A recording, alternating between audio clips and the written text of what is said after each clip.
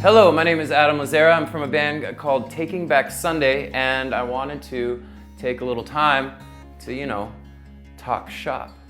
So, we were contacted by Fearless Records and to be on this compilation, which is pretty great. The compilation was Punk Goes Acoustic Volume 3, and they've done a lot of other compilations like that, which I've always enjoyed, because they had like a Punk Goes 80s, like the bands covering these songs.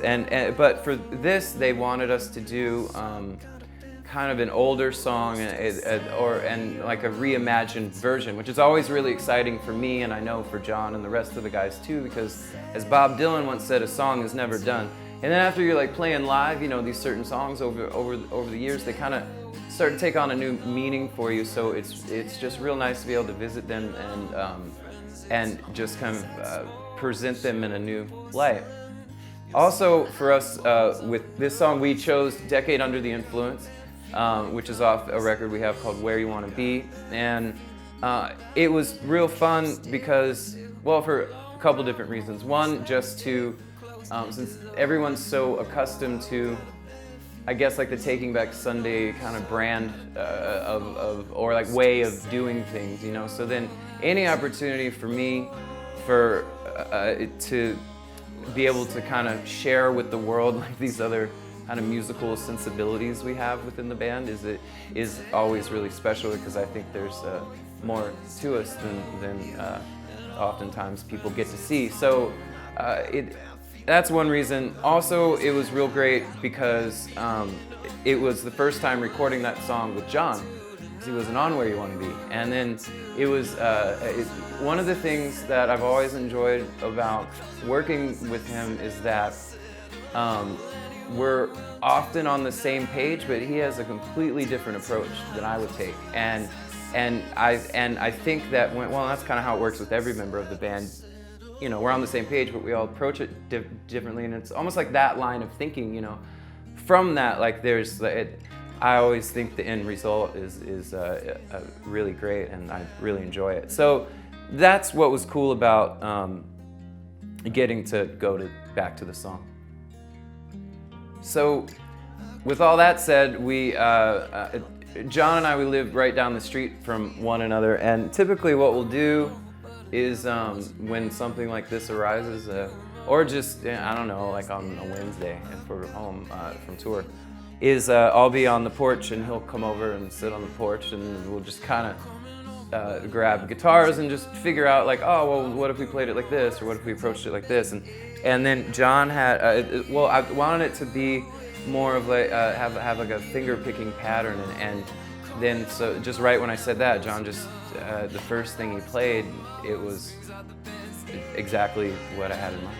So then we just kind of played it through a few times, just to see, like, make sure every part felt right, and then came the the task of recording it, and this is one of the really exciting parts for me, because it's one of my favorite things to do is to record. And so, and as you'll see here, I have a bit of it's like a mobile rig that I take on the road with us, and so I got to, like kind of like, as they would say, like sit on the other side of the glass, and just like get to play around with like mic placement and just making sure everything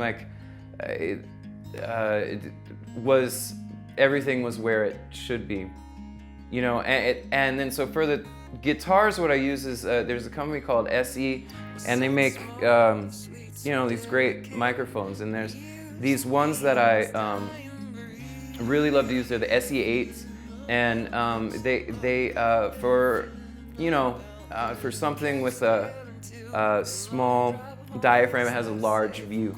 And using both of them, I found that then later when it comes to mixing, you can just really make a nice image out of those two, and also with this song we knew it was just going to be basically the one acoustic guitar, so I wanted to make sure that it sounded full, like I didn't want it to be thin, so that's why I used those two. And they're really great too. They're also very compact, Like when we travel, I went to this sporting goods store, and I bought a case for like a 38 pistol, and they both fit in there great. So and then yeah, so that was the guitar, and then I actually remember because we recorded it at my house in this one room that I had where I would keep all like my drums and all my music stuff set up, and there's the electric guitar on there.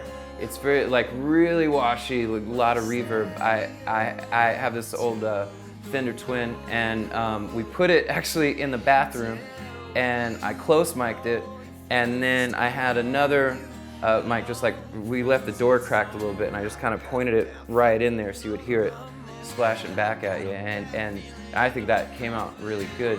I was really surprised with how focused one of the microphones were, and then just how washy the other one was. Because when you blend them together, it was just a great tone. And then so other than that, like I just ran everything through this Universal Audio Apollo Twin. They have these real-time plugins that you can use to where it basically whatever preamp you put on it, if you're running through this thing, it takes the characteristics of whatever like piece of gear that you're emulating. And in this case, I always go with the Neve stuff. I think it sounds best and very crisp.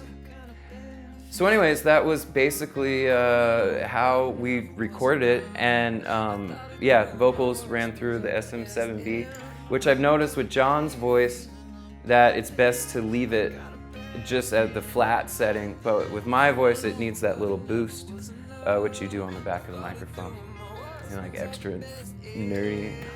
And yeah, so anyways, this is my little rig, and that's how we recorded it. And then we sent it over to my pal Mike Pepe, as I like to call him, and he mixed it for us. And yeah, he's one of our best friends, and he always hits the nail right on the head. So anyways, like I said, my name's Adam. I'm from a band called Taking Back Sunday, and I'd like to thank Fearless Records for giving us this opportunity.